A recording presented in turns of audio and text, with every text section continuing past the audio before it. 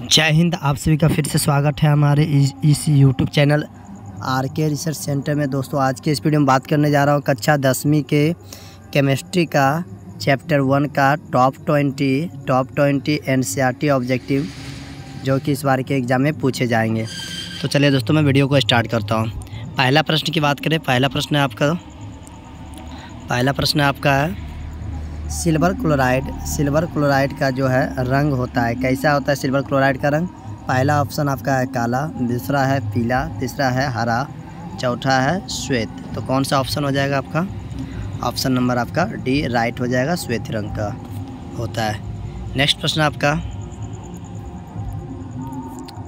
निम्न में से कौन सबसे कम क्रियाशील धातु है? तो सबसे कम क्रियाशील धातु इनमें से कौन सा है? पहला ऑप्शन आपका एल्युमिनियम है, दूसरा ऑप्शन जिंक है, तीसरा ऑप्शन फेरस है, चौथा ऑप्शन है मैग्नीशियम। तो कौन सा ऑप्शन हो जाएगा? तो आपका option number C number right हो जाएगा, सबसे कम क्रियाशील लोहा हो जाएगा। तो ऑप्शन नंबर ए आपको सी नंबर राइट हो जाएगा।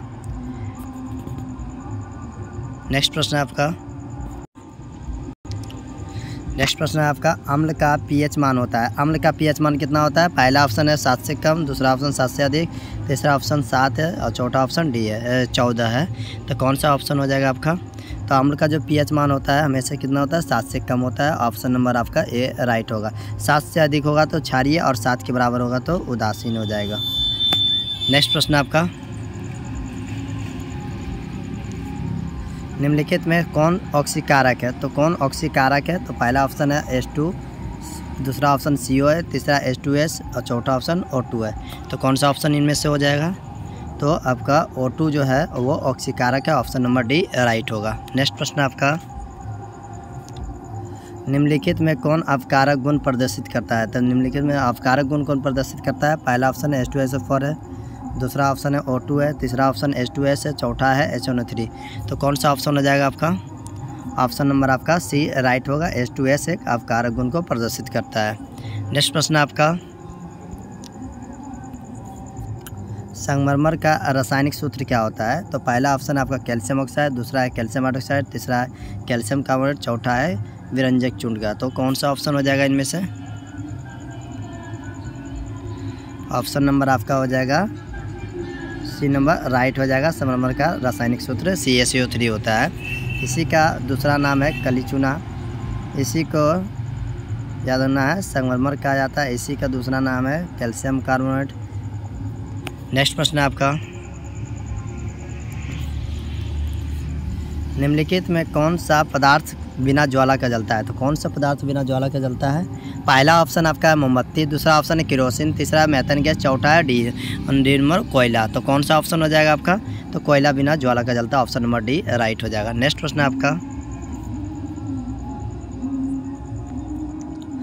शरीर में भोजन का पचना किस प्रकार की अभिक्रिया है? पहला ऑप्शन है अवकरण ऑप्शन, दूसरा ऑप्शन है ऑक्सीकरण, तीसरा है उदासीनीकरण, चौथा है इनमें से कोई नहीं। तो कौन सा ऑप्शन हो जाएगा? आपका ऑप्शन नंबर राइट हो जाएगा। इनमें से ऑक्सीकरण, भोजन का पचना ऑक्सीकरण अभिक्रिया है। नेक्स्ट प्रश्न आपका, Na2SO4 अभिक्रिया कर रहा है BaCl2 से संयोजन कर क्या बनाता है? तो इनमें से BaSO4 बनाता है प्लस 2NaCl बनता है। तो इनमें से कौन सी अभिक्रिया हो रही है? तो इसमें से SO4 निकल रहा है और ये क्या कर रहा है? Ba के साथ अभिक्रिया कर रहा है और NaCl का, मतलब इनमें से क्या हो रहा है? आयनों का विनिमय कर रहा है। तो आयनों का विनिमय किस में करते हैं? तो दो यौगिक का अपने आयनों का विनिमय कौन सा अभिक्रिया में होता है? पहला ऑप्शन आपका संयोजन अभिक्रिया, दूसरा ऑप्शन है वियोजन अभिक्रिया, तीसरा है द्विविस्थापन और चौथा है प्रतिस्थापन। इनमें से दो आयनों का विनिमय कौन सा अभिक्रिया में होता है? तो दो यौगिक का अपने आयनों का विनिमय द्विविस्थापन अभिक्रिया में करते हैं। ऑप्शन नंबर सी राइट होगा। नेक्स्ट प्रश्न आप, उपचयन वह प्रक्रिया जिसमें क्या होता है? पहला ऑक्सीजन का योग होता है, दूसरा हाइड्रोजन का वियोग होता है, तीसरा इलेक्ट्रॉन का त्याग होता है, डी नंबर इनमें से सभी। तो कौन सा ऑप्शन हो जाएगा आपका? ऑप्शन नंबर आपका डी नंबर राइट हो जाएगा। इनमें से सभी जो उपचयन जो होता है यानी ऑक्सीकरण जो होता है, ऑक्सीकरण अभिक्रिया में ऑक्सीजन का योग भी होता है, हाइड्रोजन का वियोग होता है, इलेक्ट्रॉन को त्यागता भी है। तो ऑप्शन नंबर आपका इनमें से सभी हो जाएगा। ऑप्शन नंबर डी राइट होगा। नेक्स्ट प्रश्न आपका, सक्रियता श्रेणी में सबसे अधिक क्रियाशील धातु कौन है? तो सबसे अधिक क्रियाशील धातु कौन है? पहला ऑप्शन है Au मतलब सोना, Cu मतलब कॉपर और K मतलब पोटेशियम, Na का मतलब सोडियम। तो कौन सा ऑप्शन हो जाएगा आपका? सबसे अधिक क्रियाशील धातु कौन है? पोटेशियम। ऑप्शन नंबर आपका सी राइट होगा। नेक्स्ट प्रश्न आपका, अम्ल और क्षार आपस में अभिक्रिया कर क्या बनाते हैं? तो अम्ल और क्षार जब अभिक्रिया करता है तो क्या बनता है? पहला ऑप्शन है प्रबल अम्ल, दूसरा है प्रबल क्षार, तीसरा ऑप्शन लवण है, चौथा ऑप्शन क्षार है। तो कौन सा ऑप्शन हो जाएगा इनमें से? तो लवण बनता है। अम्ल और क्षार अभिक्रिया करके क्या बनाते हैं? लवण और जल बनाते हैं, और इस अभिक्रिया को क्या बोलते हैं? उदासीनीकरण अभिक्रिया। नेक्स्ट प्रश्न है आपका, रासायनिक अभिक्रिया को व्यक्त किया जाता है। तो रासायनिक अभिक्रिया को किसके द्वारा व्यक्त किया जाता है? पहला है संकेतों द्वारा, दूसरा है अनुसूत्रों द्वारा, तीसरा ऑप्शन समीकरणों द्वारा, डी नंबर कोई नहीं। तो कौन सा ऑप्शन हो जाएगा आपका इनमें से? तो ऑप्शन हो जाएगा आपका समीकरणों द्वारा, सी नंबर ऑप्शन आपका राइट होगा। रासायनिक अभिक्रिया को व्यक्त किया जाता है समीकरणों द्वारा। नेक्स्ट प्रश्न आपका, पेट्रोलियम गैस का मुख्य अवयव होता है। तो एलपीजी यानी एलपीजी का जो मुख्य अवयव होता है क्या होता है? तो इनमें से क्या होता है? एथेन भी मिला होता है इसमें, प्रोपेन भी मिला होता है, और क्या होता है? ब्यूटेन भी मिला होता है। तो कौन सा?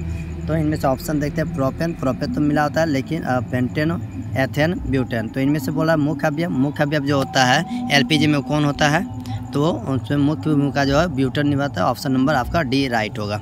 नेक्स्ट प्रश्न आपका, दहन की क्रिया के लिए आवश्यक है। तो दहन की क्रिया के लिए आवश्यक क्या है? पहला ऑप्शन है CO2, दूसरा ऑप्शन है C, तीसरा ऑप्शन है O2 और चौथा ऑप्शन है आपका NO2। तो कौन सा ऑप्शन हो जाएगा? ऑप्शन नंबर आपका सी नंबर राइट होगा। दहन की क्रिया के लिए ऑक्सीजन की अति आवश्यक है। तो ऑप्शन नंबर सी बिल्कुल राइट होगा। नेक्स्ट प्रश्न आपका है, पोटेशियम डाइक्रोमेट के अम्लीय विलयन का रंग होता है। पोटेशियम डाइक्रोमेट का सूत्र क्या होता है? K2Cr2O7, K2Cr2O7 ये सूत्र होता है पोटेशियम डाइक्रोमेट का। और इसका बोल रहा है अम्लीय विलयन का रंग कैसा होता है? पहला ऑप्शन है काला रंग होता है, दूसरा ऑप्शन लाल रंग होता है, तीसरा नीला और चौथा नारंगी। तो कौन सा ऑप्शन हो जाएगा आपका? नारंगी रंग होता है। ऑप्शन नंबर डी राइट होगा। नेक्स्ट प्रश्न आपका, साधारण ताप एवं दाब पर किसी भी गैस का जो आयतन होता है कितना होता है? पहला ऑप्शन 24.4 लीटर, दूसरा 21.4 लीटर, तीसरा है 22.4 लीटर, और डी नंबर है कोई नहीं। तो कौन सा ऑप्शन हो जाएगा? तो साधारण ताप एवं दाब पर किसी भी गैस का आयतन 22.4 लीटर ऑप्शन होता है। नंबर सी नंबर राइट होगा। नेक्स्ट प्रश्न आपका है, मोमबत्ती के ज्वाला का कौन सा भाग नीला रंग का होता है? तो पहला ऑप्शन है केंद्रीय मंडल, दूसरा है प्रकाशमान मंडल, तीसरा है प्रकाशहीन मंडल। तो कौन सा ऑप्शन हो जाएगा? तो आपका ऑप्शन हो जाएगा केंद्रीय मंडल का जो रंग होता है नीला। ऑप्शन नंबर ए राइट होगा। नेक्स्ट प्रश्न आपका, सोडियम क्लोराइड का वैद्युत अपघटन करने पर सोडियम जो मुक्त होगा कहाँ होगा? तो जब NaCl का वैद्युत अपघटन कराएंगे तो Na और किस में टूट जाएगा? Cl माइनस में टूट जाएगा। तो Na जो प्लस वाला है वो कहाँ पर टूटता है? कैथोड पर, और जो Cl होता है वो कहाँ टूटता है? एनोड पर। तो जो बोल रहा है कि मुक्त होता है क्या चीज़? सोडियम। तो सोडियम मुक्त कहाँ होगा? तो ये आपका ऑप्शन है कैथोड पर, एनोड पर, दोनों कोई नहीं। तो कौन सा ऑप्शन हो जाएगा आपका? तो इनमें से ऑप्शन आपका कौन सा हो जाएगा?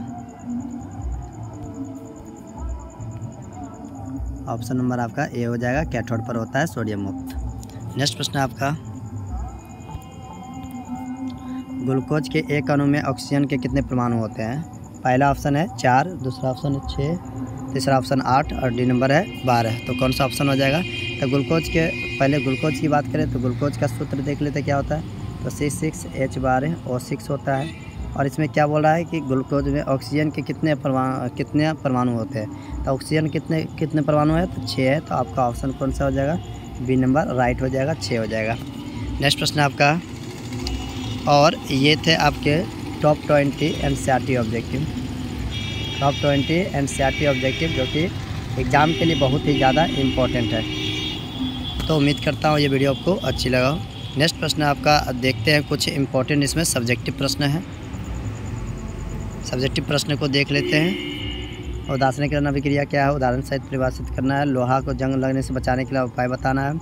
ऊष्माक्षेपी ऊष्माशोषी अभिक्रिया को क्या है? उदाहरण सहित बताना है। अवक्षेपण अभिक्रिया से आप क्या समझते हैं? इसको परिभाषित करना है।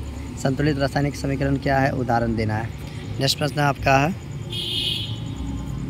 रासायनिक अभिक्रिया क्या है? उदाहरण देना है। रासायनिक समीकरण से आप क्या समझते हैं? ये भी रासायनिक समीकरण से प्राप्त होने वाली सूचनाओं को लिखना है। दहन के लिए आवश्यक शर्त क्या है? रेडॉक्स अभिक्रिया क्या है? और नेक्स्ट है आपका अभिकारक एवं प्रतिबल को परिभाषित करना है। और नेक्स्ट है आपका अवकरण तथा ऑक्सीकरण अभिक्रिया को परिभाषित करना है। तो ये से आपका शॉर्ट क्वेश्चन जो कि परीक्षा में आपका बहुत ज़्यादा योगदान होगा। नेक्स्ट प्रश्न आपका कुछ लॉन्ग इम्पोर्टेंट प्रश्न जो कि देखते हैं इस बार के एग्ज़ाम के लिए काफ़ी लाभदायक होगा। पहला आपका लॉन्ग है, निम्न अभिक्रिया को उदाहरण सहित परिभाषित करें। पहला अभिक्रिया द्विविस्थापन, दूसरा है वियोजन, तीसरा है प्रतिस्थापन, चौथा है संश्लेषण। इन चारों अभिक्रिया को प्रतिस्थापन उदाहरण सहित परिभाषित करना है, जिसके लिए आपको 5 नंबर दिए जाएंगे। नेक्स्ट है आपका मोमबत्ती की ज्वाला का चित्र सहित स्पष्ट रूप से वर्णन करना है। ये भी आपका चैप्टर 1 में ही इम्पोर्टेंट प्रश्न है। मोमबत्ती का सूत्र क्या होता है? C25H52 होता है। और नेक्स्ट है निम्न यौगिकों का आणविक सूत्र लिखें। पहला है आपका धोबिया सोडा का सूत्र लिखना है, फिर जिप्सम है। तो इनमें से धोबिया सोडा की बात करें, धोबिया सोडा का सूत्र क्या हो जाएगा? तो Na2CO3 × 10H2O। और फिर क्या है आपका जिप्सम का क्या हो जाएगा? CSO4 × 2H2O। फिर आपका प्लास्टर ऑफ पेरिस है, प्लास्टर ऑफ पेरिस का क्या हो जाएगा? CaSO4 × ½ H2O। नेक्स्ट है आपका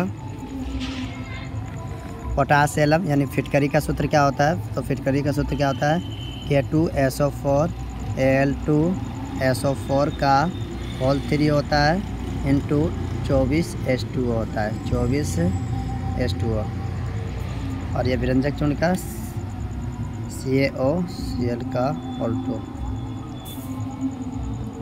नेक्स्ट तो दोस्तों आज तक इतना है।